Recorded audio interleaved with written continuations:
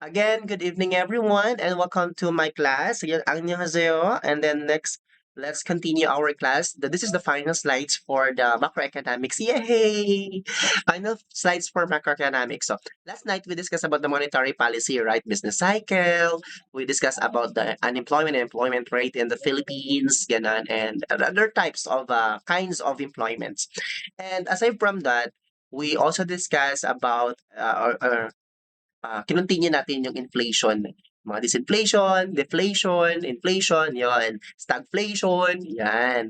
So, diniscuss natin yan kagabi. So, if you do not understand it yet, you can go back to that recording. So, because you have the link already, actually, I'll be giving you the playlist after this macroeconomics so that you can ma-scroll nyo na lang. So, pag-click nyo yung link na yon, all of the topics are there already in one set of playlist. Okay? So now let's continue with the monetary policy. Okay, so now since we are done with monetary policy, so now let's proceed to the fiscal policy. Always remember, pag sinabing monetary, it is talking about the money, right? Who is the one making the laws for monetary policy? It is the Monetary Board. Okay, hindi po si Bangko Sentral ng Pilipinas, but it is the Monetary Board. Okay, so uh, again, fiscal policy is the use of government spending and taxation to influence the economy.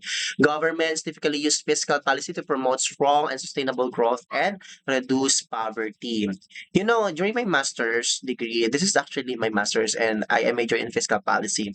And one of the major concept that I got from fiscal policy is that you do not need to think more about the government. All you need to think about fiscal policy is just you are like being an accountant. Kasi pag you're an accountant, you are thinking of magkano nga ba ang ginastos, magkano nga ba ang budget, saan nga ba nagagastos ang tax na bibigay natin, um, magkano nga ba ang tax na sa government na nakokolekta, ayun. So, yung enough ba yung tax na nakukuha or yung pondo ng gobyerno to reduce poverty? Gano'n. So that's the question in the fiscal policy that you need to know. So the first time that I was reading fiscal policy book, it's not like matagal na yun na book siya, and then kasi yun ang required ng dean talaga. Our professor that time was yung dean talaga. So hindi na mag-mention ng name, so dean talaga ng MPA. And then one of siya yung major nila kasi yung fiscal policy. So, yun, gumawa kami ng 10 pages of reaction paper out of this fiscal policy na topic. So, ayun, I was assigned also to report about taxation, government taxation. Yan, so medyo, yun, si sir medyo ano talaga, medyo advantage si sir in that part kasi may idea na ako at the same time. Meron na akong sasabihin, okay? Pagdating sa during the class or kahit during the reportings, gano'n. So, ito yung lagi niyong tandaan, iba yung monetary policy sa fiscal, okay? Iba talaga siya. So, spending, gastos, taxation, ayun. You know guys, if you are one of the taxpayer, dapat makialam kayo sa nangyayari sa gobyerno. Let's say ganito, ako one of the taxpayer, and that's actually the burden in me, no? Yung taxes kasi ang laki ng taxes ko, sobra. Like it's 15665 gano'n, 1560 gano'n. Minsan hindi siya nagbabago kasi siya depende sa rate 'no, and then, nagbabago siya, and then I thought it was a taxation na it was a tax na hindi ibabalik 'no, it was pala withholding tax. Oo, it is it is withholding tax. Iba po yung ibig sabihin ng withholding tax sa income tax talaga, iba yun. Yung income tax, yun po ay hindi na binabalik ng gobyerno. May withholding tax, from the word itself, withhold, kumbaga, it's a premium tax that you are getting from the government. It's a you are working from the government since January, February, March hanggang December. And every December kasi nire-release ng government yung premium tax. So saan kinukuha yung premium na yon? Kinukuha yun ng gobyerno yung premium na yon galing sa withholding tax mo. Which is example, let's say every month ang kaltas ng tax mo is 1,500. So, yung 1,500 na yun na nakalagay, always you need to look at yung ano ninyo, payslip ninyo, kung anong klaseng tax yun. It's either income tax or withholding tax. Kasi 'pag income tax, hindi na yun siya i-re-release ulit, release ulit, so 'pag withholding tax, ibibigay niyo sa inyo every December, ayun. So, may matatanggap kayo. Kasi na-shock ako nung time na yun because I was working in the, VQS. So, meron akong nakita ko dun sa payslip ko that I have withholding tax like about 1,520 nung time na yon. So, every month I was working since I was working like February ako nag-start no'n. So, February, March, April, May, June, July hanggang September. And then na-find out ko na na-shock ako that when I check my LBP card, meron palang ano, ATM card may pumasok na pera sa'kin na worth of 13 parang gano'n ba, 13 kyaw. So sabi nung kasi hindi pa naman ako umabot ng ilang months doon sa VQS, like 9 or 10 months lang ako do'n. So nalaman ko na lang na that's a premium pala, coming from my withholding tax. So sabi ni attorney, binibigay 'yan depende sa agency, 'yon or depende sa office na pinapasukan mo. Kasi merong office na sinasauli talaga nila yung withholding tax or premium tax. Kasi nakadepende kasi yan sa budget na meron sa isang department. Okay, so you're going to check that ha, especially if you're a contractual, you're a job order, casual worker, casual employees sa isang certain government. If hindi pa kayo regular, yun. So you need to check that. Okay? Hindi po ibig sabihin na may natatanggap kayo ng the same amount of of your salary, no? Every December, kahit contractual kayo, kahit GO kayo, hindi po yun bonus. There is no bonus actually for contractual, job order, and casual. Wala pong bonus yan. So, pag bigyan kayo ng incentives, that's can be considered as bonus also, incentives. No? Bigyan kayo ng subsidies, that's good. Okay? And then, hindi po yun siya, that's not a bonus kasi in the contract written po kasi sa under sa labor standard of contract ng mga job order, gano'n.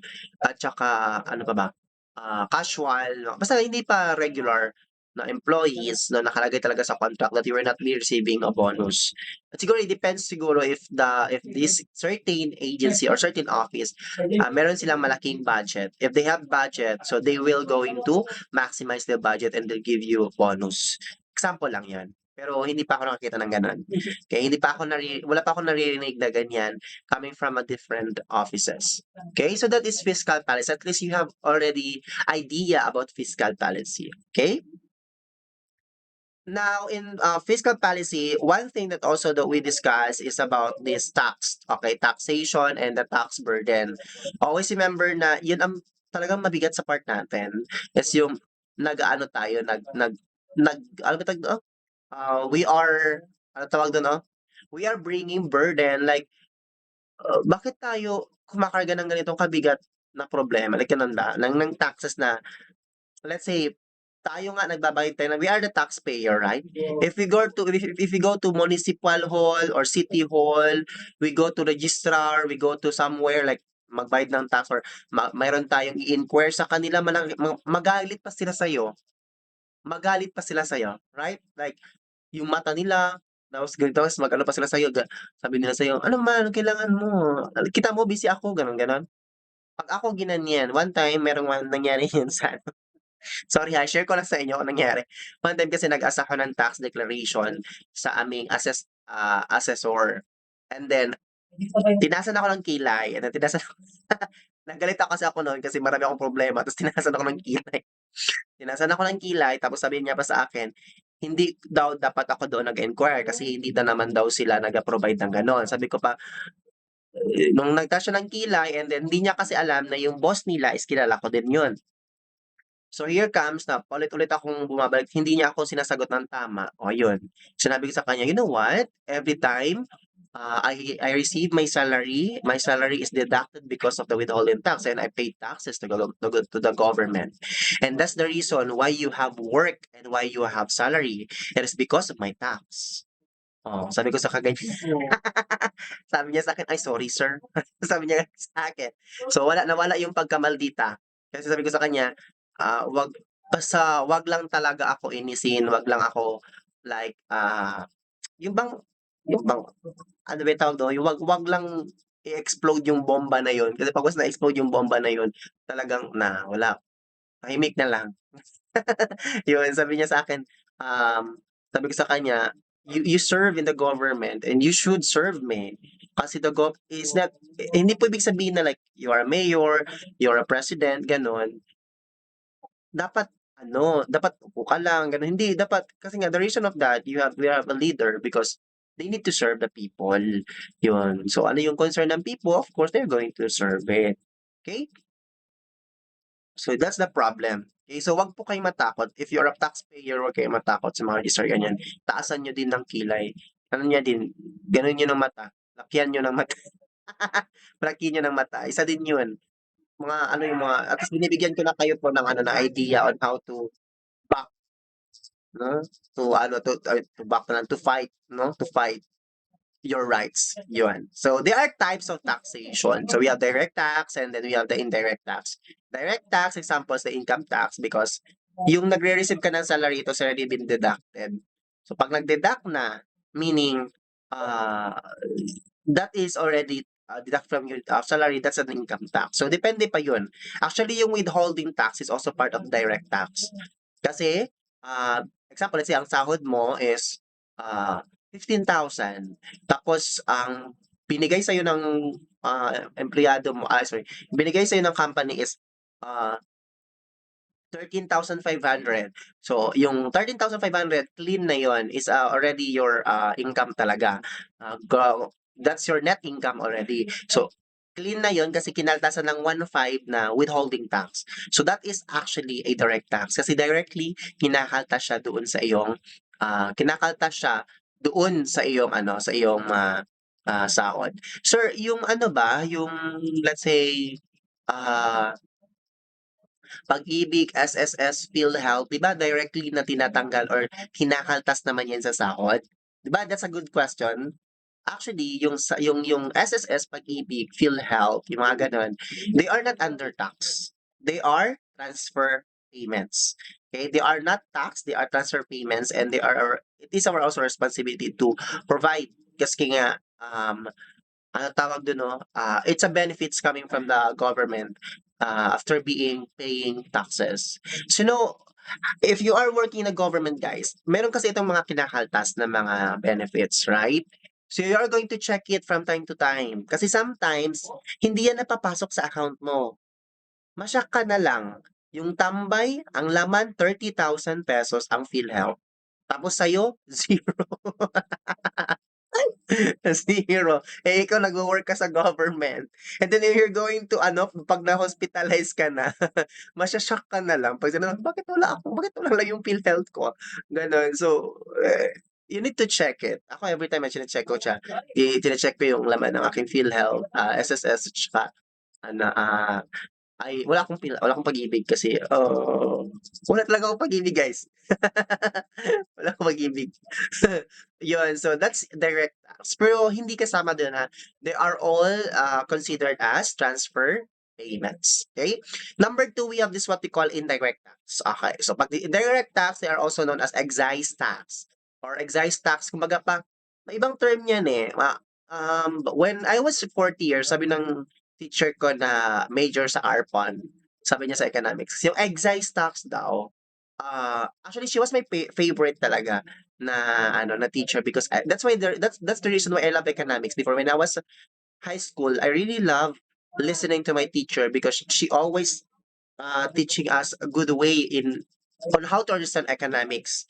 So, sabi niya, yung excise tax daw, yung mga excise tax, yan din tinatawag na sobra ba from the word itself excise or nag-exist, ganun ba? Like, exist ba ganun? Sumobra ba? Like, sa Bisaya pa, nag-awas. Yung ganun ba yung basta sumobra siya, gano'n. Sabi niya pa gano'n, para mas madali ko daw maintindihan or ma-remember. Yun daw yung term na lagi kong tandaan. So, sabi ko pa, okey. Pero that time hindi pa siya further explained, 'no?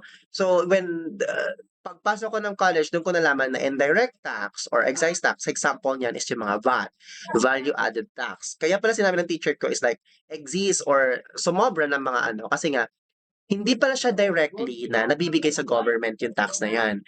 It is parang dumadaan pa siya sa ibang proseso or dumadaan pa siya sa ibang company o sa ibang offices bago siya darating doon mismo sa kanyang patuturuan. And that is indirect tax or excise tax. What is an example aside from VAT? No? Aside from VAT, we have also the travel tax. Okay? Are you aware from the travel tax? Traveling tax, yan yung travel tax na kinakaltas po pag nag-ano po kayo, pag book po kayo ng flight. Yun, example, let's say, nag-book kayo ng ticket o sa PAL or sa Cebu Pacific. So, meron po yang tax. Okay, so travel tax po ang tawag doon. And that travel tax is also known as excise tax or indirect tax. Okay? So, yun po yun. Di ba nakita niyo sa ticket? Ay, sabagay, sorry, hindi pa naman. Yung sa iba na wala pang experience niyan, so, pag nag-book kayo ng ticket po, meron yan sa baba, tax, right? Yung travel tax. Tapos may nakalagay na travel tax. Tapos ang laki ng bayad sa travel tax.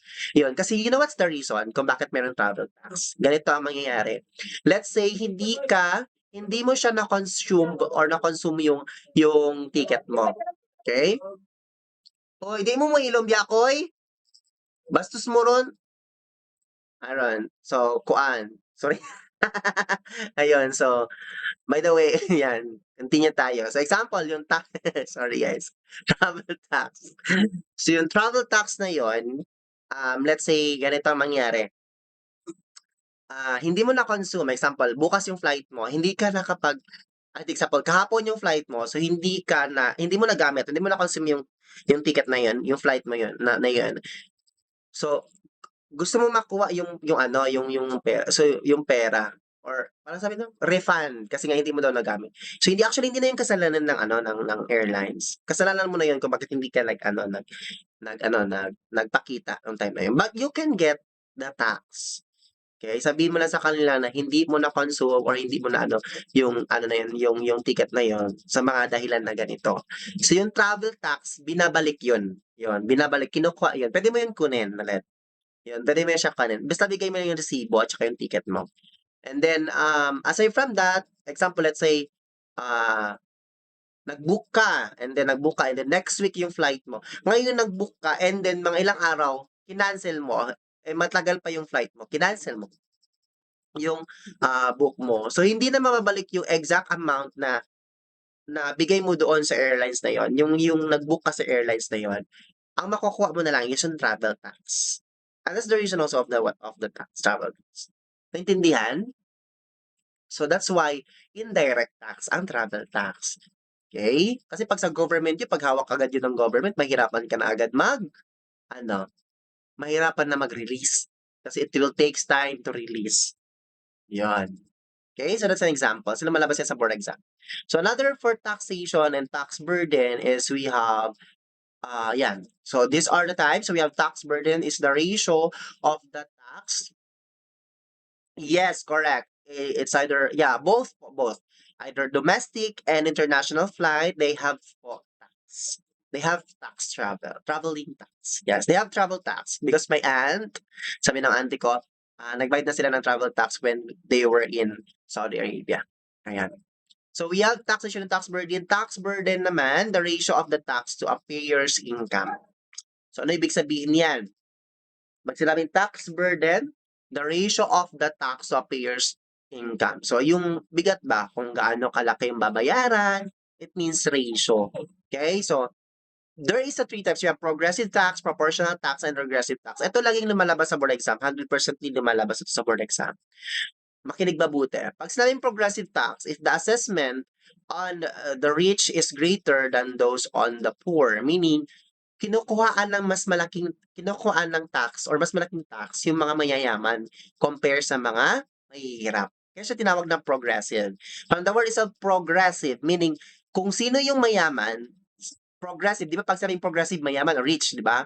So, pag sino yung mayaman or rich, sila po yung kinukuha ng malaking tax or tax burden compare sa mga poor. Okay? Pag proportional tax naman, all pay the same percentage of their income in taxes regardless of whether you are a rich or a poor.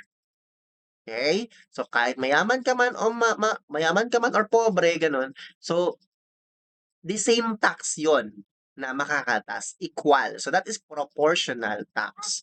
Okay? Pag regressive tax naman from those regressive, meaning you are trying to pag sabi pong word na regressive, parang pinupush mo or pinipilit, ganun ba? Pinipilit mo na magbigay sila ng tax. Kasi nga, ang definition niya, if the taxpayer receiving a lower income shoulders the heavier tax burden. So sino yung mga lower income? Yung mga poor. Yung mga poor people, they have lower income.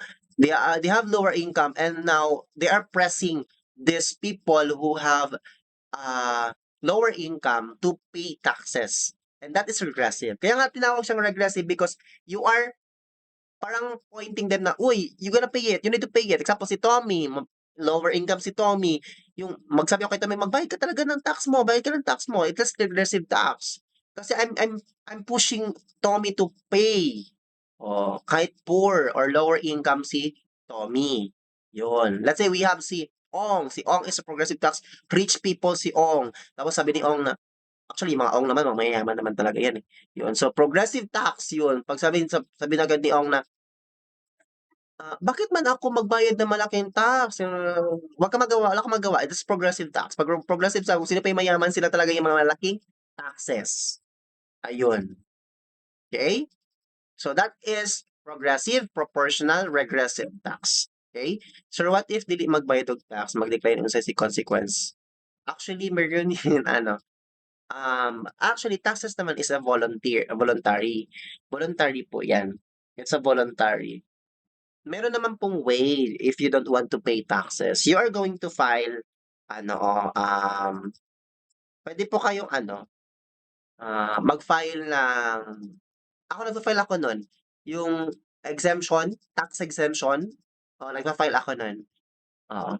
Puwede ka mag-file nun, if you're not a regular then puwede ka mag-file nun ng tax exemption. Kasi 'pag example, let's say hindi ka mag-avail ng tax, I mean, magbayad ng tax na you are not, you cannot avail ang mga services ng government. So meaning, you are not one of the Republic of the Philippines. So you are not a Filipino. Kung sa'kin lang, gano'n, okey?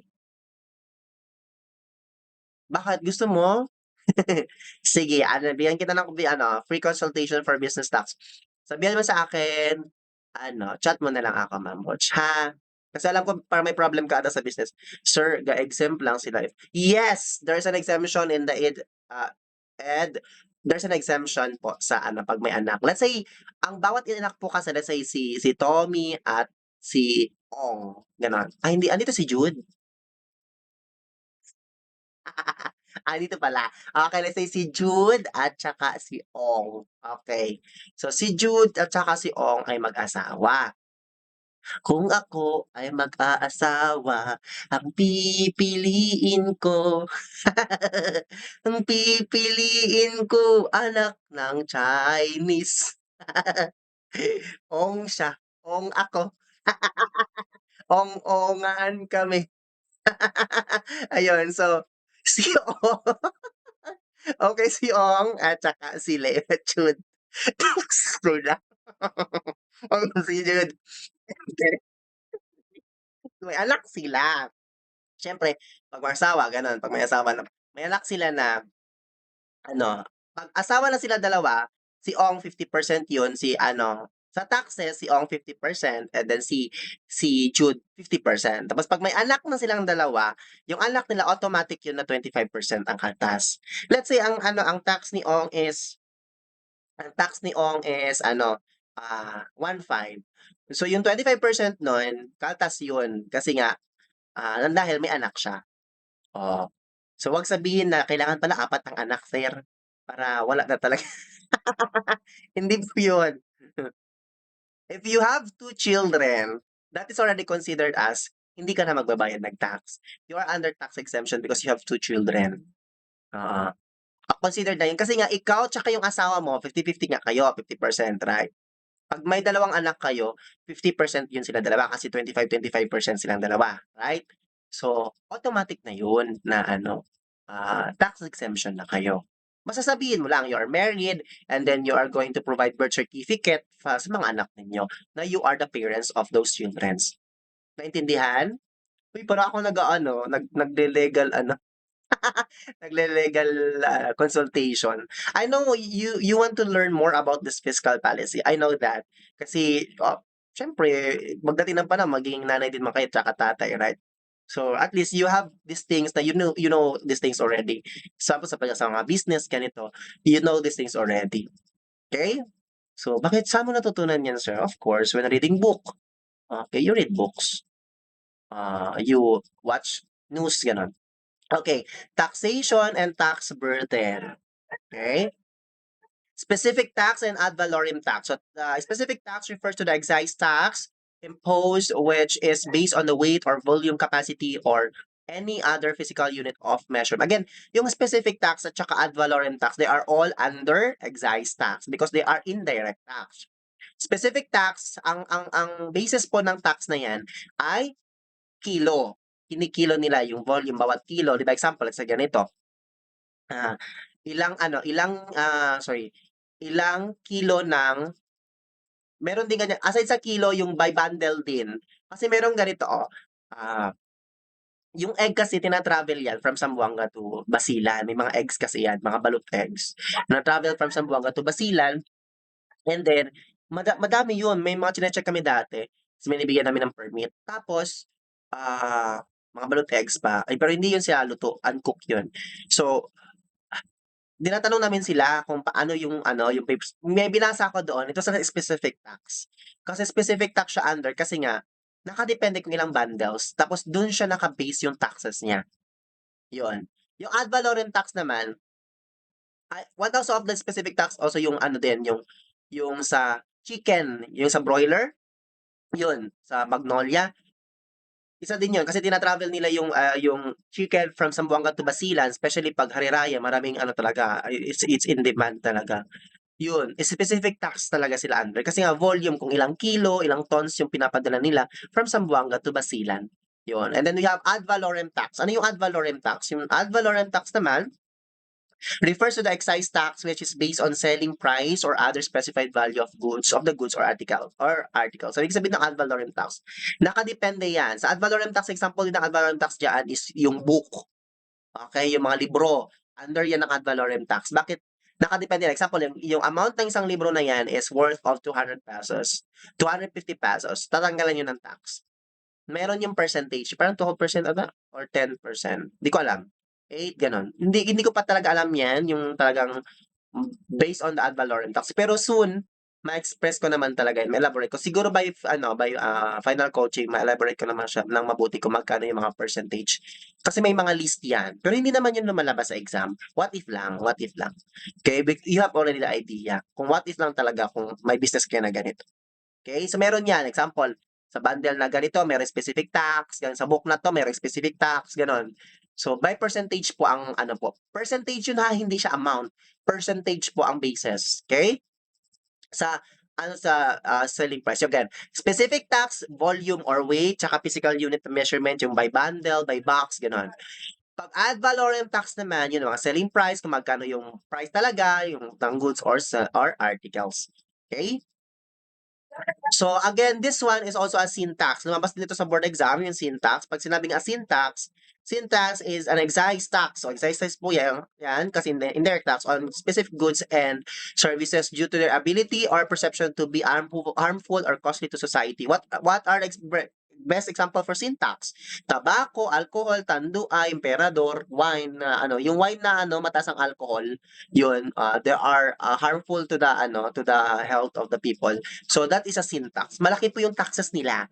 Oo. Now, what's the reason why bakit hindi agad-agad matanggal ng Pilipinas yung cigarettes, yung mga inumin, alcoholic drinks kasi nga mataas po yung tax na binibigay. Malaki po yung tax na binibigay sa kanila. Yung kinakaltas po sa kanila. Na-gets ninyo? Yung gambling tulad ng sa Pogo, yung mga nasa online casino, yun malalaki yung mga taxes nila. Okay? Next, we have the tariff. Actually, we will discuss more about this one when we already reach international market economics. So, a tariff is a tax imposed by one country on the goods and services imported from another country. Example, let's say, mga Vietnam, Thailand, pumunta sa nag-import ng mga bigas dito sa Pilipinas. So, that's what we call tariff tax. We impose taxes to them, right? So, ang tawag sa tax na yun ay tariff. Okay? Kasi tariff is an international, it is a term for international taxes. Okay? So the purpose is to encourage domestic purchases by increasing the price of goods and services imported from other countries. Yon. Basta tandaan ninyong mabuti. Pagpasok ng produkto sa Pilipinas and we impose taxes and that is tariff tax. Okay? It's either ad valorem or specific tax ang pwedeng i-impose. Okay? Okay, so that could be all for macroeconomics. Yay! We are done for macroeconomics. Yan, 축하합니다. 감사합니다. So, ayun. So, still we have 14 minutes and hindi na tayo magtatagal. Okay, so 10 items lang naman to. So, I want you to answer sa chat box. Lagyan nyo lang sa chat box yung sagot ninyo. Okay? Okay, number one question. So, bigyan ko kayo ng time. Bigyan ko kayo ng 1 minute to answer the question. So, 1 minute, ano yun? 1 minute game? Yan. The value of goods and services sold abroad minus the goods and services both from the rest of the world.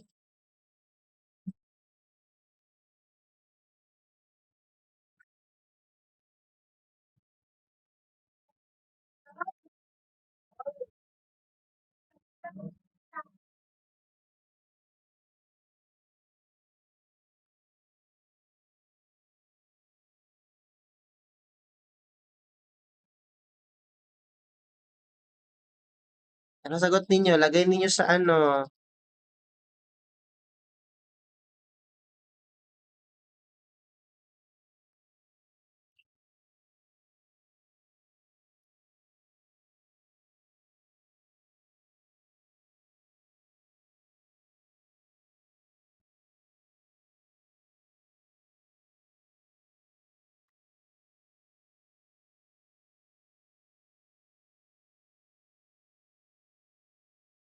Okay, ano kayong sagot nila? The value of goods. Okay, halos lahat sumagot ng letter A. The value of goods and services sold abroad minus the goods and services both from the rest of the world. Okay. So the correct answer for that, again, when you talk about, the question is about the value of goods and services sold abroad minus the goods and services both or binili from the rest of the world. The answer is, the correct answer is letter D. Net exports. Bakit net exports? Kasi nga, as net exports represent the value of the country's export minus the import. O alin dyan ang export? Sige nga, the value of goods and services sold abroad. Ano tawag dyan? Sold abroad. Nagbebenta ka palabas ng Pilipinas? Export. Yan.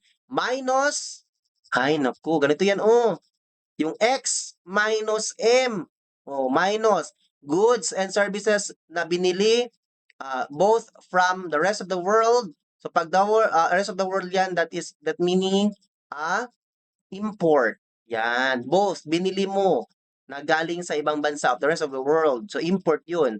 So the correct answer for that is net export. Okay? Iba yung international trade. Tariff yun, trading yun, barter trade, ganun. We will discuss that. Okay? Hindi pa nga tayo pumunta ng nakaano sa international economics, international trade yung mga sagot niyo. Ayan. Sino nakatama ng sagot nun? Si Ma'am Ruchi, nakatama ng sagot. Yan, very good. Shara sa'yo. Halos kasi kayo lahat, naka-letter A.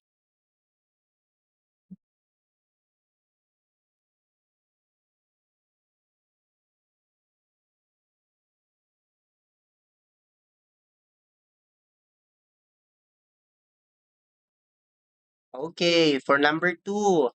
Blank is the market value of all the products and services produced in 1 year by labor and property supplied by the citizens of a country.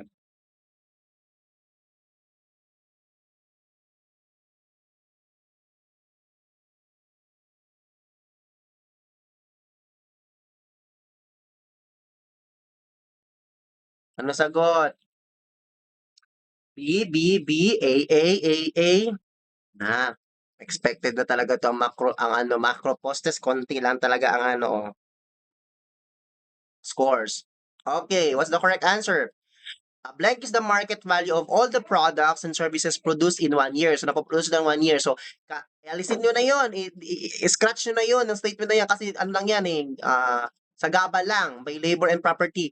Ito yung dapat yung ilagay sa isipan nyo. Supplied by the citizens of a country. Sino ang nagsusupply? Tayo ang nagsusupply palabas ng Pilipinas. So, gawa ng Pinoy. So, gawa ng Pinoy. Oh, ayan. Gawa ng Pinoy. So, anong sagot? Letter B. Gawa ng Pinoy kasi tayo nagsusupply sa ibang country. O, supplied by the citizens of a country. Tayo nagsusupply from the other eh. To the others, to the other country. Yun. So, bakit gawa ng Pinoy? Kasi nga, it is measure the total market value of all goods and services produced by country's residents. So regardless of where they are located over a specific period, again, GNP pa rin yun. So tayo nagpo-produce. Okay? So nakatama-tama sagot si Lorna, tsaka si, yung Bebe Jod ko. Ay, tsaka si Ong. Gaya-gaya. Ayun. So the correct answer is GNP. Yun. Number 3. Okay, number 3 is the economy is composed of households which own the factors of production and consume the goods and services, and of farms which employ the factors of production and produce the goods and services. Alin yan dyan?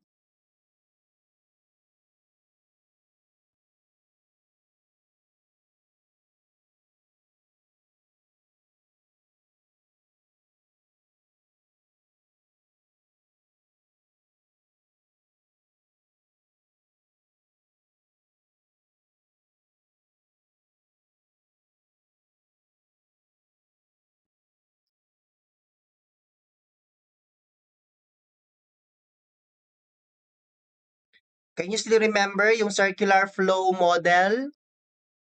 Yung circular flow model na nagfo-focus sa household tsaka firms? Yung paakyat, pababa, ba ka na?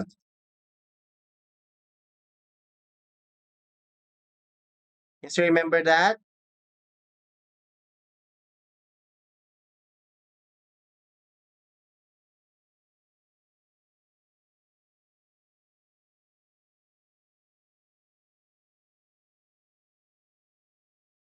Okay, so what's the correct answer? The correct answer for number 3 is letter. Very good. Letter C. Okay, very good. Kasi yung sa upper loop, sa firm yun, di ba? Sa firm yun. Kasi yung lower loop po, it is referring to the part of the circular flow. Again, ang question is sa household, composed of households. Yun, very good naman. Kasi yung upper loop, yun yung sa sa firm. Okay? Question is composed of households. Sila ang nag-own ng factors of production. Yan. Very good. Pero pag ano yan, firms yan, upper loop yon. Okay? Very good. Number 4, measures national income as aggregate of all the final expenditures on gross domestic product in an economy during a year. Okay, what's the correct answer for that?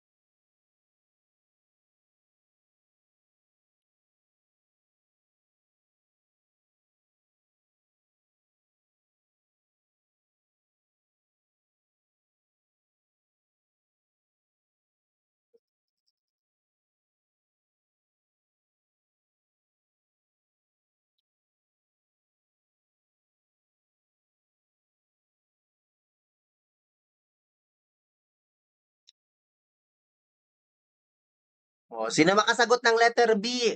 Ay, lilipad talaga to ang kamay ko sa inyo. Lilipad talaga itong kamao sa inyo. Sino magsagot ng letter B? Lilipad talaga itong kamao ko sa inyo. Letter B, sasagot kayo, ha? Yan. Okay, what's the correct answer for number 4? Measures national income as aggregate of all the final expenditure. The correct answer is letter C. Ano yung term ng pag walang expenditure na word? Ang final. Okay, yung word na final. Sana nilagay ko na lang final goods. Final goods on gross domestic person. Final goods or services po. Pag final goods, pag final ang mingyan, expenditure yon. Okay? Kasi hindi man tayo pwede mag-compute sa expenditure na ma-intermediate. Right? Baka mag-double counting. Yun. Okay, for number 5, one of the most important tools for national and international policy formulation as countries has increasingly become independent.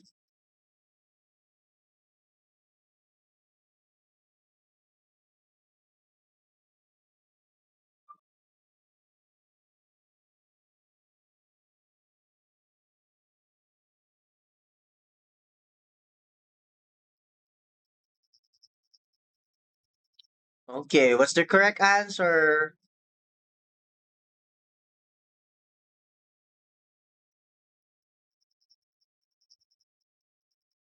Hmm. Paano magiging independent yung Pilipinas? What's letter A? Alam niyo yung letter A? One of the most important tools for national and international policy formulation as countries has increasingly become independent. Very good. Balance of payments yun. So what's the correct answer for that?